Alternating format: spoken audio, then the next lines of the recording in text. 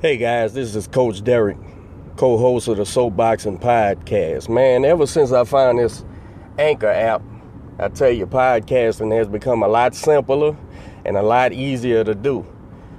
They distribute the podcast over several platforms, and you have to do no work. I tell you, man, if you're interested in doing podcasting, you need to download the Anchor app. That's ANCHOR.FM. You can get started today with the Anchor app and do whatever your heart desires.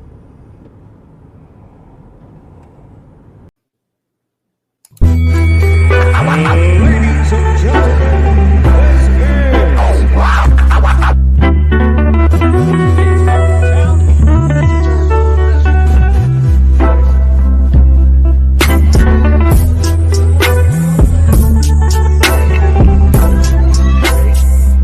so we're excited to have you on.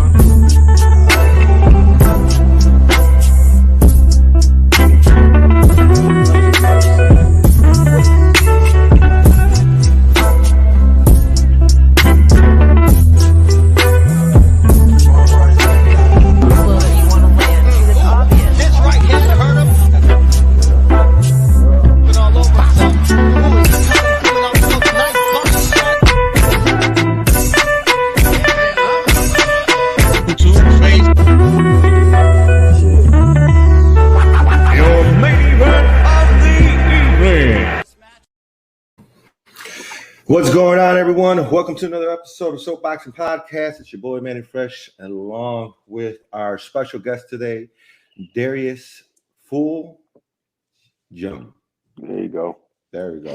What kind of where's that from? Where's that last name from? I'm not even gonna lie to you. I have absolutely no idea. I think I remember looking it up one time, and I feel like it was Dutch or it's somewhere European, maybe. Yeah. I have no idea though.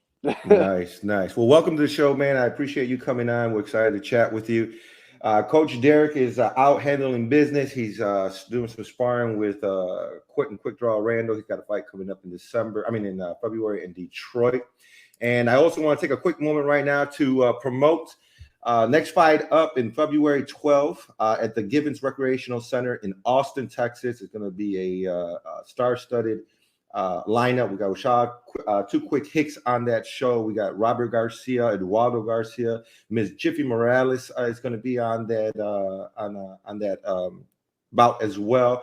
Ephraim Bowie and Ray Talib, and of course Eugene Hill Jr. Man, and if you've seen any of those last fights that Eugene had, Ephraim had, and Jiffy had, you know it's going to be a great show. So get your tickets. Next fight up, February 12th in Austin, Texas. Well, Darius, my man, I seen you at the last show here in Houston, at the Next Fight Up / El Tigre promotion, man. Mhm. It was good meeting you, good seeing you. We sat ringside, saw some of these bouts. What do you think about that show? It was a great show, wasn't it? It was a great show. I had a good time. You know, it's funny. It was right next to my house too. So. Oh, really? Yeah, it was literally right down the street. So I had a good time. Being able to talk with y'all, be ringside, and see some good action at the show. Yeah, you even got to commentate a little bit with D. How was that? Was that your first time commentary? That really was, and that's something actually I really kind of want to do in the future. I enjoy talking about boxing, and especially I was able to commentate Alfonso's card, and I know Alfonso pretty well. Yeah. So that was a good little experience right there, and especially on a good fight.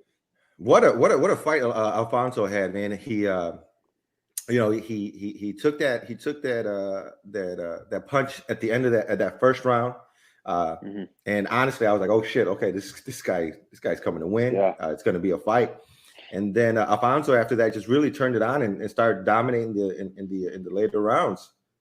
Yeah, pulled out the victory. See that? Yeah, you can definitely see Alfonso experience showed going later on as the rounds went on. The guy, obviously, this is the first time fighting at a weight class like that. And the guy definitely had a lot of power. Right. You could tell that, obviously. That's a big boy. Yeah. And so to see Alfonso have to navigate that, get adjusted to the power and be able to adapt was amazing to see. Yeah, at the end of the day, he got the victory, his hand risen, and got that belt. So congratulations to Yeah, Alfonso on that big win. yeah. Big shout out to Alfonso. And of course, whenever you're not on a show and you're in the arena, you're always welcome to put the headphones on, grab a mic, and help commentate the fights, man. That's always that opportunity there for you with us. Listen, I appreciate that because I'm gonna take you up on that. Yeah, absolutely. I'm gonna Listen, take you up on that offer. one of the biggest reasons why Derek and I started this platform is because we wanted to give you guys the voice that the other people might not give you, or give you that starting platform where people can really just begin to see your journey and begin to see you from the start and watch you all grow. So, whether it's boxing, whether it's commentating, one day you'll be on a local show. Next day you're going to be on Top Rank. One day you're going to be doing soapboxing podcast. Next day you're going to be sitting there on the zone commentating. Just remember us little guys, all right? Without a doubt. Hey, so why don't we start a little bit on your beginnings, man? How old were you, and how did you get into boxing, and how did all that come about? I started boxing in 2015. I was going on 19 at the time, and I was just coming off a wrestling career. Like, my life had just kind of changed. I had a mental switch in my head, and I finally was doing things that was beneficial to myself, right? I really was kind of a lost kid growing up, but I finally kind of found myself and found my home in a boxing gym, and I fell in love with it immediately. It's funny because I was originally going to start with MMA, but then, like I said, I started boxing. I fell in love with it, and kind of really the rest is history. I grew up in a little small town in Killeen, Texas, and I started at this gym with this Coach Mondo, was his name, and we were training out of his garage, and we were training hard, man. I'm talking about from when I started, I was sparring with all top people, and eventually, where I grew up in Killeen, I had to kind of expand. Like, being in a town like that, it's kind of hard to really make it. There's not a lot of opportunities. You don't get to network with a lot of people. You don't get as great sparring as you would. And so I ended up making a move out to Houston, and just so I happened to also go to school too. I went up and transferred to go to Prairie View, A&M. Okay, yeah. And so I finished school there, but boxing technically was got me out to Houston. Wasn't for boxing, I would have just finished school in Killeen, and that was the best decision I've ever made. It's changed my life for sure. And so when you got to Houston, what gym did you find out here? When I first got to Houston, so I started kind of looking around for gyms, but I ended up going to O Athletic, was the gym that I've really been at this entire time. Okay. They've been really my main home, and they welcome me all the time, and so I really appreciate O Athletic for really helping me get to where I'm at. And tell us about your trainer. So right now I train with my guy Darnell Pierce. I met Darnell when I was in Killeen, and he was actively fighting at the time. Me and him were sparring partners.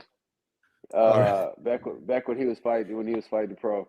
He was fighting at cruiserweight and stuff, and yeah, we were sparring partners. But that was my guy, man. It's like our bond like this, and I know for sure he's got my best interest at heart, and I think that's the most important thing, that he's looking out for me in all aspects of life, with or without boxing. Even if I wasn't boxing, our relationship would be solid, man. But he's been through it. He's been through a lot of it, I know he's not going to tell me something that he wouldn't do, and he's got a philosophy that I can understand.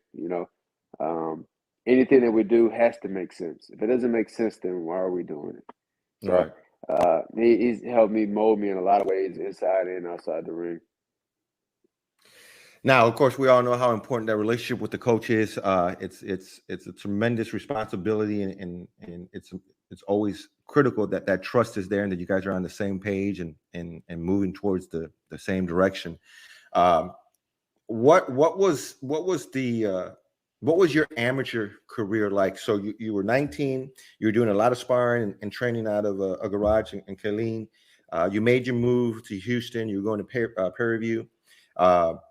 You found O Athletic. How long before you started competing as an amateur? I started, so when I started training in Killeen, I had my first fight like 3 months after I joined the boxing gym.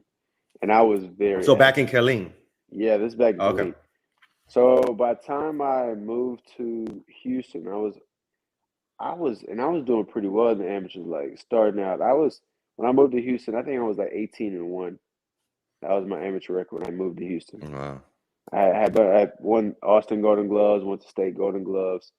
And then 2016 is when I moved to Houston. I ended up went to 2016 Nationals. And I fought there, and I lost like in the quarterfinals and stuff, but that's when I finally started trying to make my mark around that time. And what was that experience like, fighting in the Nationals and being in that caliber of elite fighters? Well, 2016 Nationals, it was crazy because I've been boxing for like a year, and that's when I knew I belonged. Like I was like, man, I'm better than these guys. And it was so early too. Like that was my first big time I really experienced on the national level.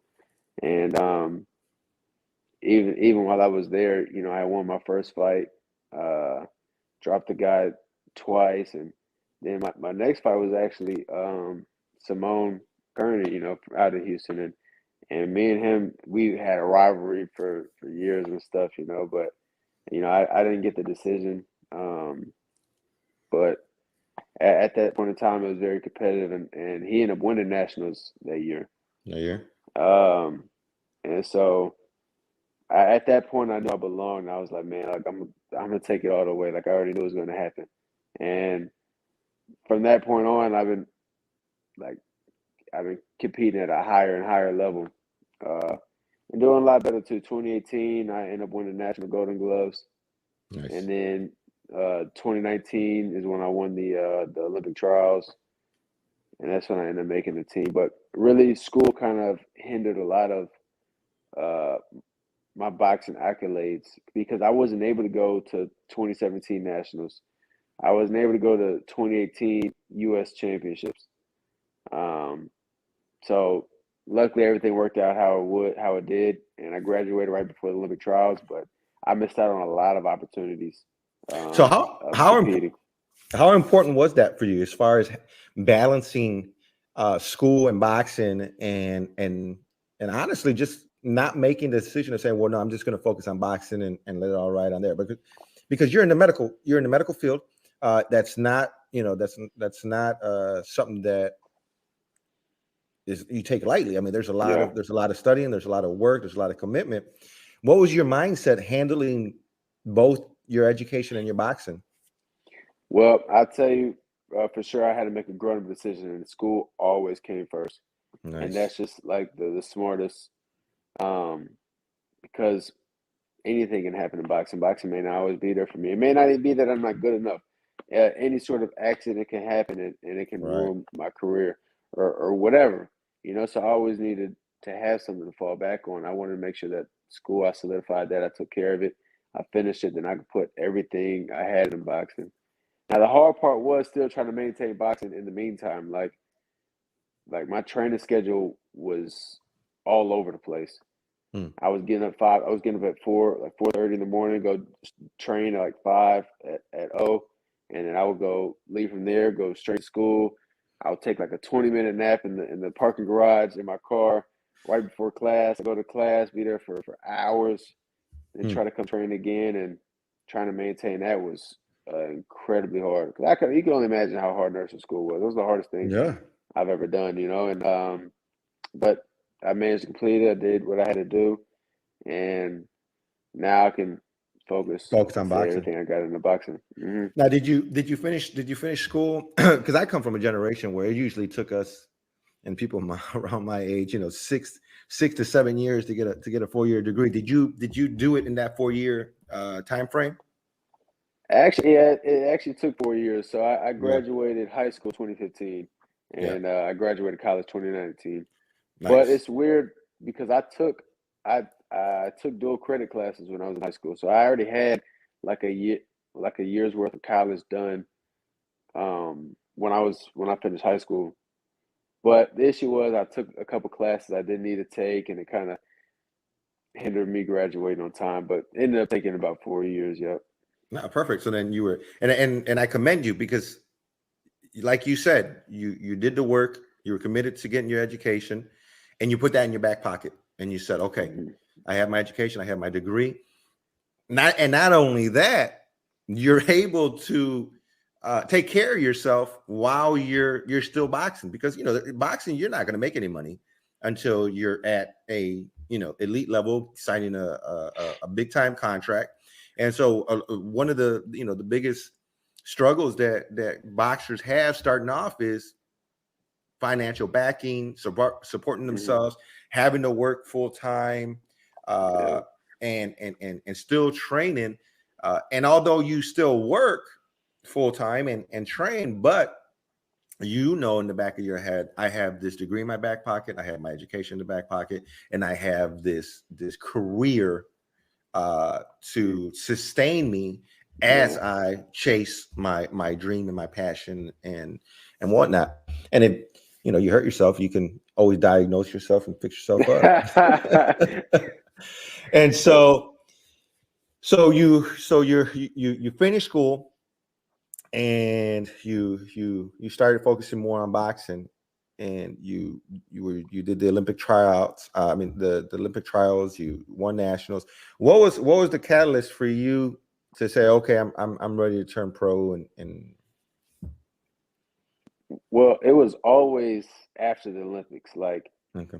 I've always put in my, like, even when managers came up and talked to me, I was like, listen, I just want to focus on the Olympics for right now. So this is like around the time we're talking about is like right after the Olympic trials. So we were on the team and trying to get ready for the Olympics, right? And so any of the managers that came to talk to me, I was just making it clear, like, I don't want to think about pro right now. I don't want to worry about it. I just want to focus on what I got going right now. Because I knew in my head, like, anytime I thought about going pro, like, that would be in my head, like, oh, like this. I started playing all these different scenarios in my head. So I just want to focus on Olympics. But so Olympics was always my main goal at the time. But so once that journey ended, it was time to go pro. And you were ready to sit at the table. Now, how was that experience like, as far as dealing with managers, dealing with people that are, whispering in your ear, trying to guide you? Or who did you have? Was it just your coach, or who did you have in your corner as far as people that were advising you and guiding you along in this business? Because boxing it could be a very sketchy business as well. I was talking to Termite Watson last week on the show, and there's a lot of dark side to boxing. And when it comes to the business side, there's a lot of shit that goes on behind the scenes, and you got to be careful with who you trust and who you allow in your inner circle, because they could really hurt your career if you let the wrong people in. So as you're navigating that process, who did you have in your corner as far as guiding you and advising you? Well, and that's one of the tricky things, because you always got to tread lightly on whenever you get any sort of dealings with anybody in this business, because yes, it is a sketchy business, and you're not going to always avoid that kind of dark side 100% of the time. So, but to really answer your question, like, my family was really with me the entire way. Now, the kind of bad side about it is I'm the only boxer in my family, the only one. So this business is kind of new to us. But nonetheless, like, I had my coach that was there with me. He's kind of been through a little bit of the pro side, seeing kind of the underbelly of it. But we just took it slow. We just want to make sure we kind of had everything thought of in our mind, like, okay, what are we missing? What are we missing? And then I had a lot of good relations with a lot of other athletes that are pro, and I would make sure I always call them and ask them, hey, how does this sound? Like, okay, in your situation, did da da da, or whatever the case may be. So I just try to make sure to use my resources and talk to many other people that I knew, that are still going through the same thing. Because as boxers, we're gonna look out for each other. I make sure anytime anybody asks me about somebody, that I'm gonna give them my honest opinion. I don't ever try to sugarcoat nothing when it comes to this business, especially to other boxers. You know what I mean? Because we're in this. I feel like we're all in this together. We got to stick together, make sure that none of us are getting screwed over. Because it's people are trying to, we're a commodity at the end of the day. So people are trying to screw, take advantage of us. So I just want to make sure that we're all on the same page. So a lot of boxers will kind of help me out through the process as well. So you are signed, correct? Yeah. Who's managing you right now? So I signed with SGM Boxing. So they're actually based out of the UK. Okay. And I decided to make that decision rather than trying to stick with somebody from the US. So I signed with SGM in last year, and then now I signed my promotional contract with Probellum. Okay. And how was that? How was the moment leading up to say, what was it that they said to you, or how did they make you feel to say, okay, this is who I want to sign with? Well, so the original how it kind of started was I was talking to Sam Jones, and he I was talking to him for a long time, like a year and some change or whatever. Mm-hmm. Remember, I told you that I always told people, like, yeah, I'm not really trying to think about pro right now. I just want to focus on amateurs. But throughout the whole process, he always kept in touch with me, asking me how everything was going, how training was, how am I feeling, and I really like that kind of relationship. Like, I like that kind of family kind of dynamic that I felt, that's what was most important to me. And that was kind of one of the main factors why I decided to go with them. I trusted them throughout the whole process. And so you signed with them, and then you had your pro debut. When was it? That was like last month. Yeah, last month on the 16th. Yeah, the 16th. Yeah. How was your mindset going into that fight? You're turning pro. In the back of your head, you're thinking, okay, this shit's about to get real. I'm about to start my boxing career. Tell us about your thoughts leading into that fight. It's definitely a new experience, and the one thing about now pro instead of amateurs is it's like every fight, my dream is on the line. You know what I mean? Like I have huge dreams in boxing, but it's important to always look good and win in a dominant fashion. Again, we're a commodity. We're trying to entertain. It's what we're supposed to do. That's our job, and every fight is my dream on the line, and but at the end of the day, I can't allow that to kind of stress me out, be in my mind. So I actually going into this fight, I really had a calm, relaxed mind, and I felt so good, man.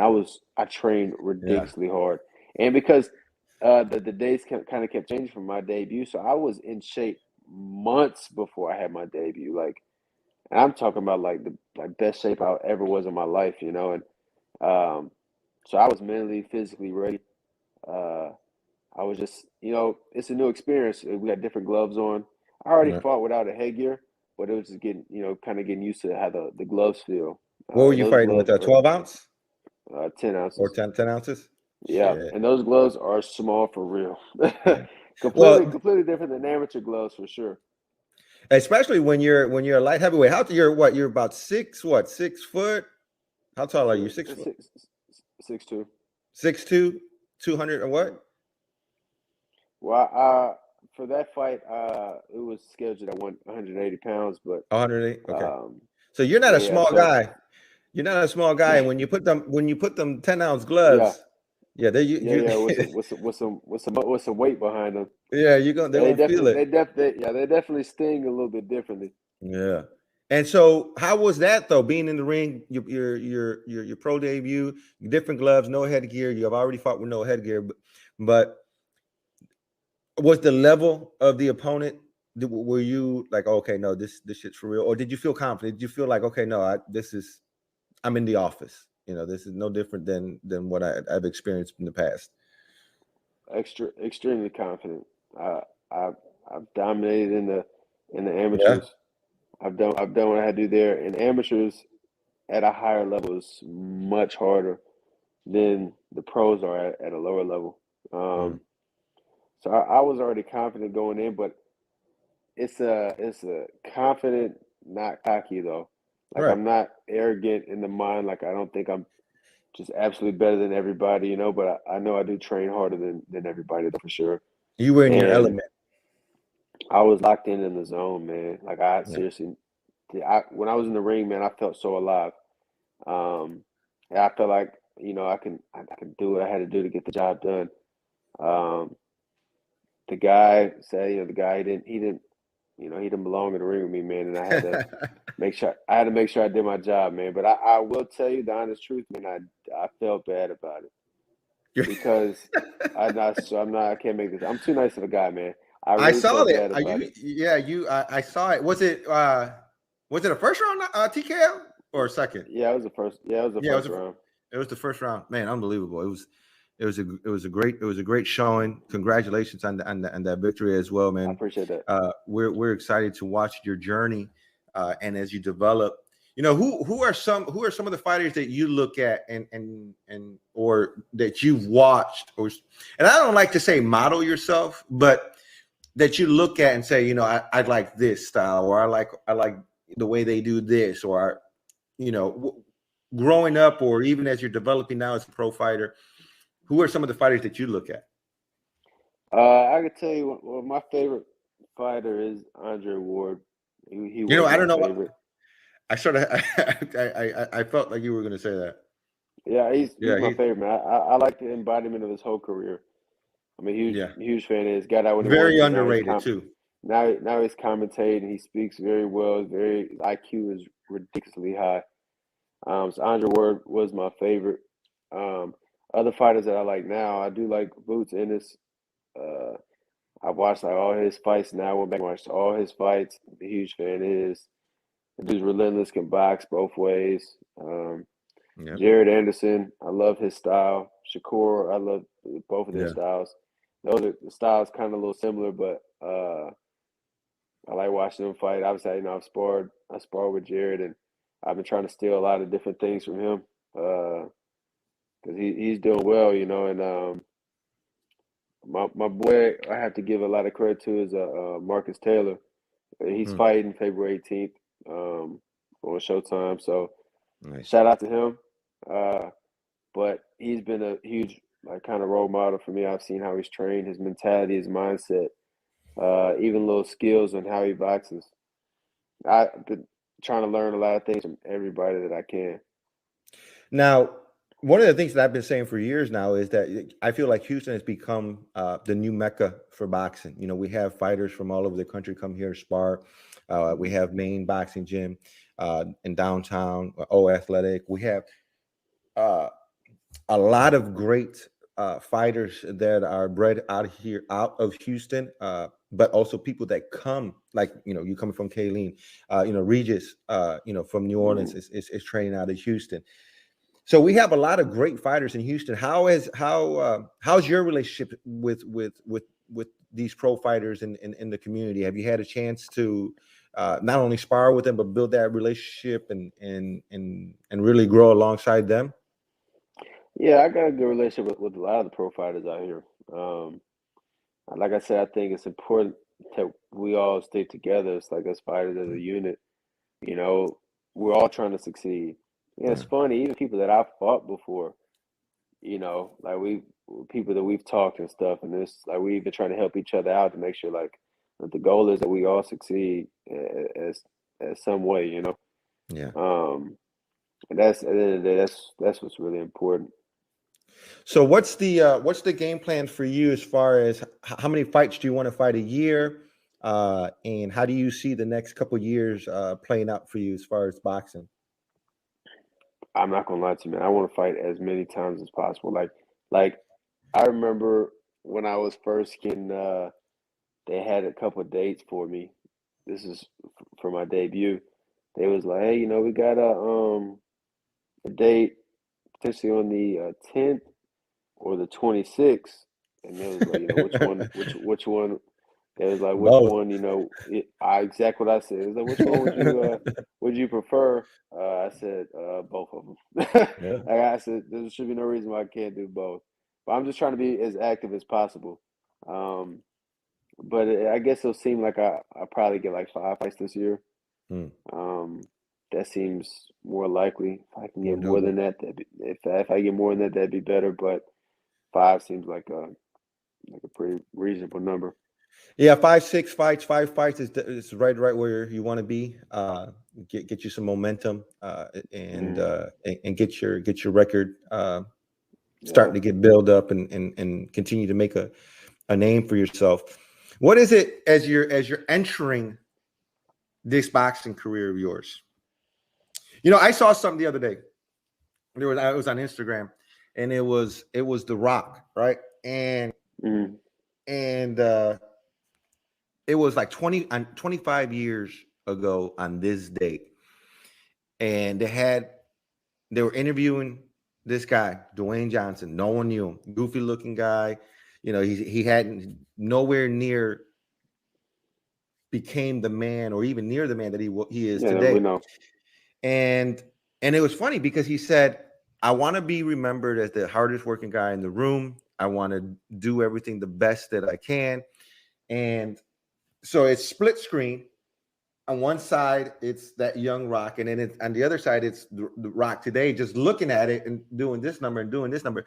So I want to give you that same opportunity, right? 25 years from now, what do you want to be remembered for in the box? Not only in the boxing career, but you as the man, Darius. What do you want to be remembered for? What's your legacy as that you will be working for moving forward?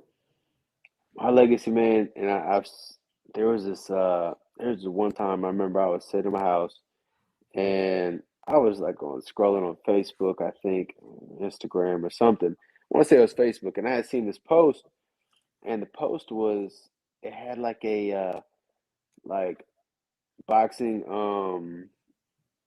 boxing draft or whatever. Like people were doing like a mock like boxing draft on which fighters they would draft, like a fantasy league kind of Right. thing. It's kind of like a weird concept, but I remember seeing that. And I remember seeing like all these lists of like legendary fighters, and like I remember in that moment it hit me. I said, I want to be on this list so bad. I want to be among this list of all these amazing, great fighters. And obviously I want to be a Hall of Famer, but to be among this list where people are still talking about me for generations and generations, that's number one. That's one of the things I want. Number two is just to have an impact really on the youth. I'm very like passionate about the youth. It's something I'm really passionate about, and that's something I want to get involved in. I'm trying to I want to set up a platform where I can help a lot of youth that's going down the wrong path, but it's not too late for them to. They haven't made the mistake yet that can like jeopardize their lives. So I want to be able to be a pivotal change for kids like that. Um, that's number two, like one of the most important things that I really want my legacy to be about. And then after that, I got other ideas that's in my head, but I'm not sure. Like I said, I want to do commentating. I don't know if my future end up being back in nursing.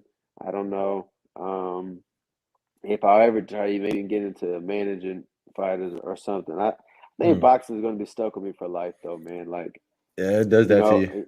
yeah, I don't see myself ever stopping. I don't even know how I could. Yeah. Like, it's too ingrained in me now. Well, do yourself a favor when you get a chance. Edit this clip and those little 2 minutes that you just spoke. Have that shit saved on your phone somewhere. So whenever you have those moments of you don't know what to go do or which direction to go, you remind yourself. Look back at You that. want to be amongst the great. You want to impact the Got to. community, and you want to stay somehow connected to the boxing world for your career. Yeah. So what's the game plan, man? What's your next fight? Do we have a date yet? What's shaking? So I wish I could announce that right now, but I can't just yet. I should be able to announce it very, very, very soon, though. I should Sounds be good. announcing very soon, so Let us I can just say that. Let us know, because we're gonna promote the heck out of you, man. We love what you do in and outside the ring. Now you're a light heavyweight, huh? Right, right. And how, man, that division. How do you see yourself navigating through that division? Who's at the end, like, for you? You're working your way towards someone. Who is that someone Mm. for you? Well, they have a lot of talented light heavyweights. They got a light heavyweight championship fight on tonight with Joe Smith. Mm. Um, he's very talented, very hard worker, comes forward, very aggressive. But they have a lot of people. But a lot of the fighters are Europeans. Or you have Altuve, who's the number one, in my mind at the division. Hard puncher, devastating power, 100% knockout ratio. And it's funny. Remember, I said I want to be the hardest worker. He posts. They have a lot of content of him posting his workout training videos. And I remember I sent that. I said we got to be working harder than this guy. This Mm. guy's supposed to be number one. We got to make sure we are definitely working harder than him. We did one of his workouts that he had posted, did that plus more. I know we got to make sure we're doing more than this guy, So I guess if I say the end goal potentially could be him, but who knows? A lot of things change. By the time it's my time to be on that level, he may be retired, he may be gone, who knows? But as of right now, we live in a world where, and I see it a lot, in different aspects of life, where you hear a lot of people say, well, one day I was sitting at home and I was watching a fighter, and then the next day I know it, I'm in the ring fighting him. Or fighting him. even who was it that I seen something? Oh, what's that rapper's name, or that fudge, what's his name, the Tom, the one who's dating whatever, Tommy, the one that The went up against rapper. Eminem. Yeah, the one that was having beef with Eminem not too long ago. The other white guy, Machine Gun Kelly. Machine Gun Yeah, Kelly. and who is he marrying? That one chick. He's like, man, I grew up and I had her poster in my Yeah, bedroom, and the nah, next thing, no, now he's engaged to her. yeah. Right. So we live in a world where, at the end of the day, it's the hard work, right? You can be at home one day living one life, and then the next day be doing what you're dreaming of. And there's no secret formula. It's very simple. It's hard as fuck, though. It's very hard, but it's simple. And it's just like you said, outworking everyone in the room. One of my favorite stories is they're talking about Kobe, and it was Dwayne Wade, and they were at the Olympics, and Dwayne Wade and LeBron and the rest of them were talking about, yeah, let's go to bed early and wake up early and go work out and get our workout out of the way so we can go sightseeing and see some of the stuff. Well, they go to bed early and they wake up early, and they're thinking, oh man, we got up early, let's go get this workout in. And as they're walking into the through the lobby, they see Kobe sitting down eating breakfast. And they ask him, yeah, he's already got his done. So that's the key. It's just outworking everyone. And at the end, only good things will happen. And so, yeah, man, we look forward watching you on this journey. And as long as you have that mindset, man, it's going to be nothing but good things. I agree. I can't agree more than that. I love hearing those Kobe stories, though. Oh, Man. yeah, bro. Rest in peace to Kobe. But that he one was an embodiment. He was an embodiment of that. Yeah, he was an embodiment of that work ethic. His mentality, man, it's different. Dude's but just different. That's the beauty of it, right? That's the beauty of it. It's, if you have the right mentality, there's nothing you can't do. If you have the right mentality, the body will follow. Yeah, right. I agree with that. That's something I tell. I get a lot of messages and stuff. People asking like for advice or tips, and I give them the most, not say boring answer, but probably the answer they really don't want to hear, and that's really just working on your mental. Like, yeah, your mentality, your mindset is the most important thing in boxing. Like, a lot of people think when when they're trying to train and get in shape to be physically ready for a fight.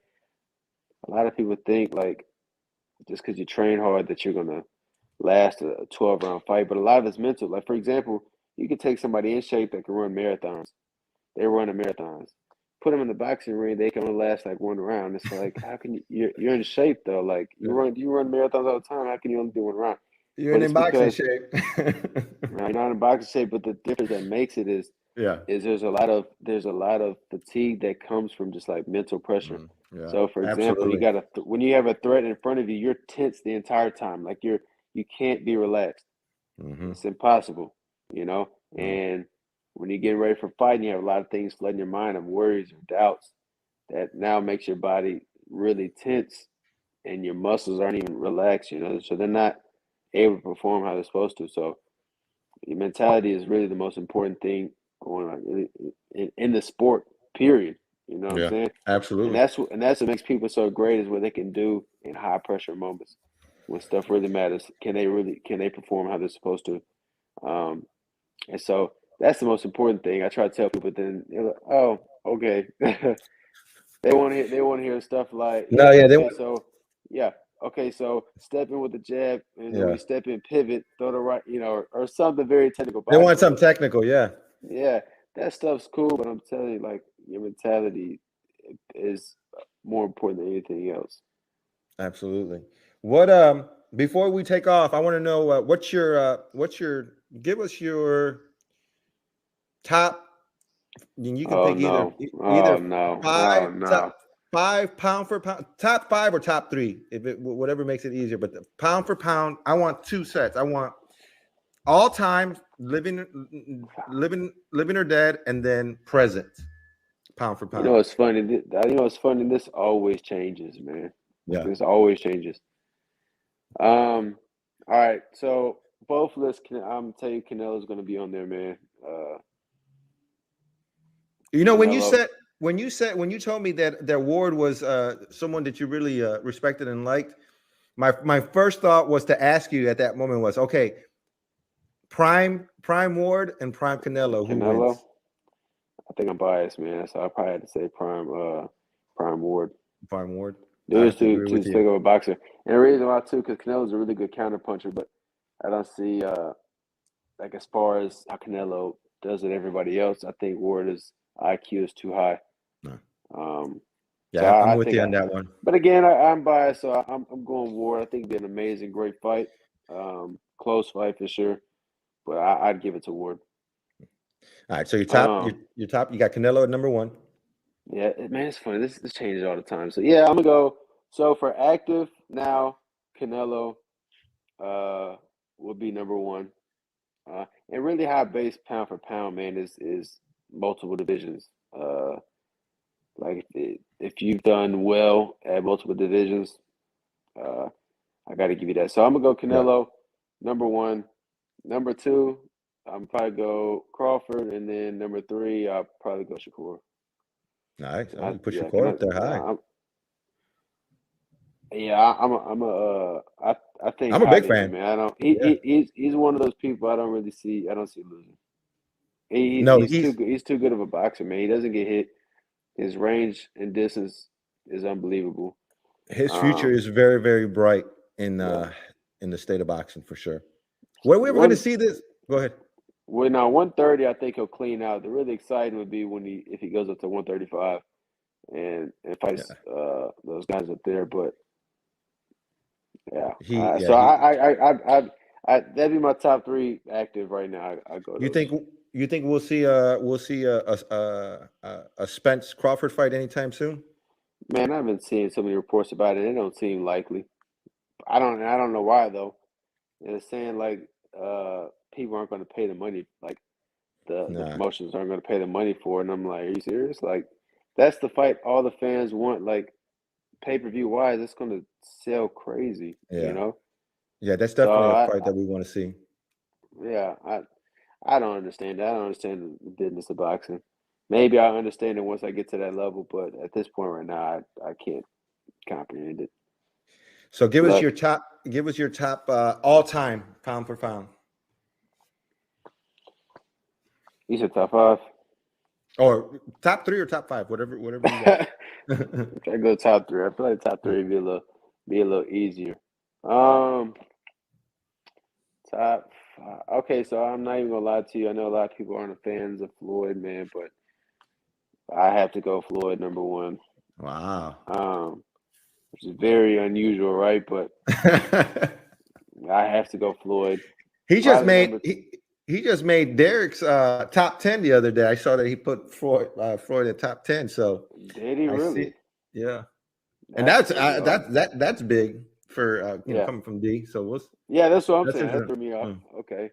See, we need to talk to D about this because he's a huge boxing historian. Yeah. So I'm gonna have to Floyd, and the reason I had to give Floyd number 1, man. I mean, dude's work speaks for itself. Like, his resume is ridiculous. A lot of people give him a lot of stuff for it, but his resume is top of the line, undefeated, left the game undefeated. So hard for me not to say him. Number 2, this could be a little biased too because I like watching him fight, but I'm probably gonna go Sugar Ray Leonard for number 2. Sugar Ray. I like Sugar Ray. He beat all the big names. Yeah. Part of that time. He beat Duran, beat Hagler, beat Hearns. Yeah. Now the Hagler one could be up for debate, but he won the fight, so he did win it, so I probably go Leonard and then number 3. They're probably doing all time, and there's too many great fighters too many greats. Yep. Too many. So I almost just instinctively say Roy Jones, but let me think. Who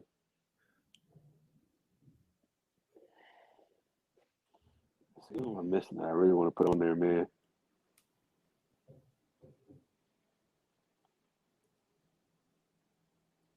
Oh man, it's tough. Man, I'm struggling right now. Like I said, this list is too hard. Yeah, like I said, it always changes for who I've maybe have recently watched, and I'm like, man, they were so talented, man. Like I'm watching them, and then now they're on my list now.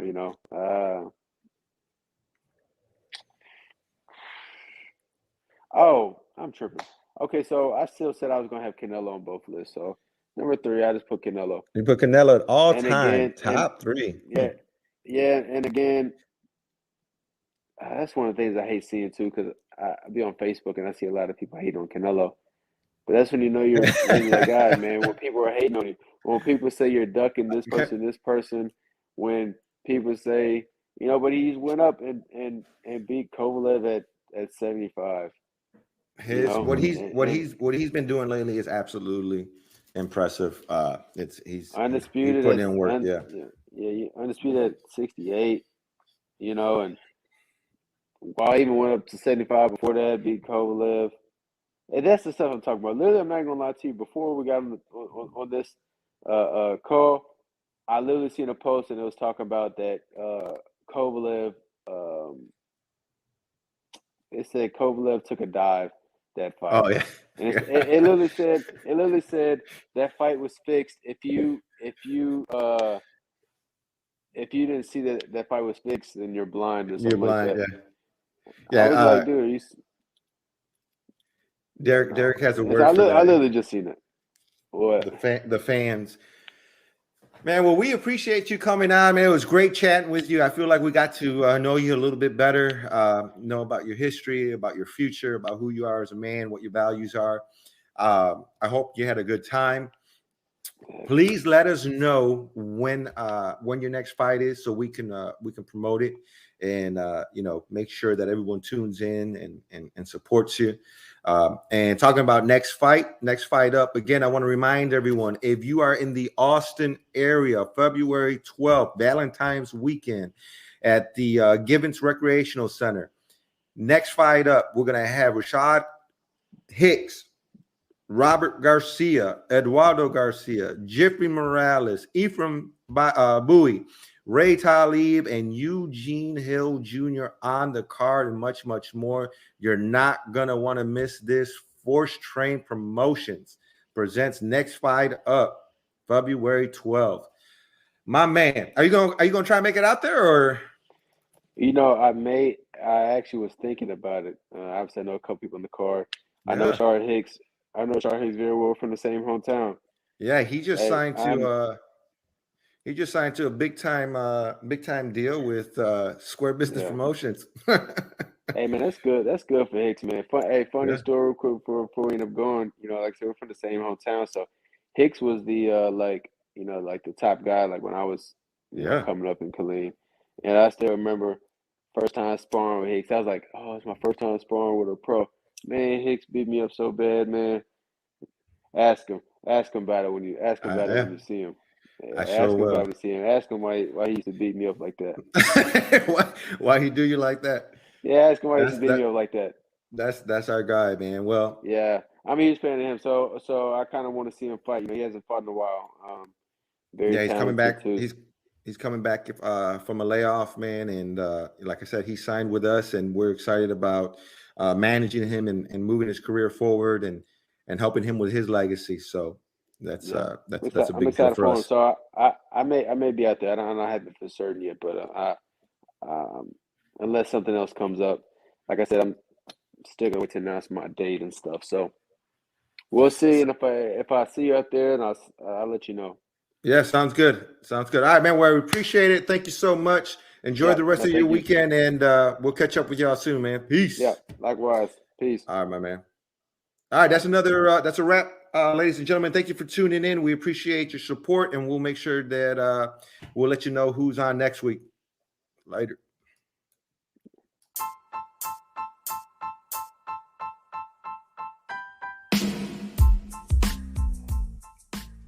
Hey guys, this is Coach Derek. I want to give a shout out to our new sponsor, Pueblo Boxing.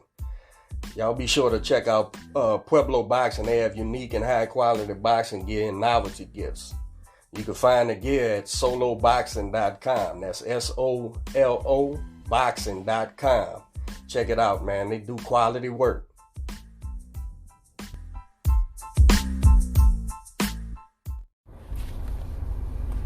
What's up, guys? Coach here. I want to encourage you to visit itrboxing.com for all the latest in boxing news, results, and interviews. My partner Lukey is a boxing insider who has access to camps, fighters, and coaches. He promotes the sport on Twitter, Facebook, and YouTube. Search ITR Boxing everywhere and get inside the ropes with my main man Lukey.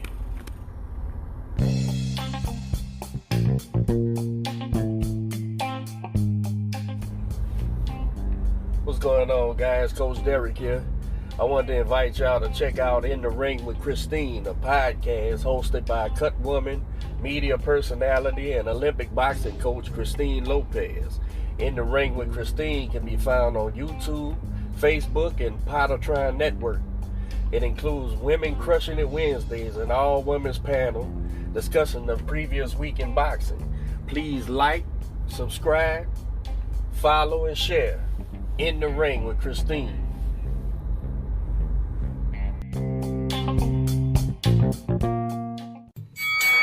Ladies and gentlemen, this is Soap Boxing Podcast, your main event of the evening.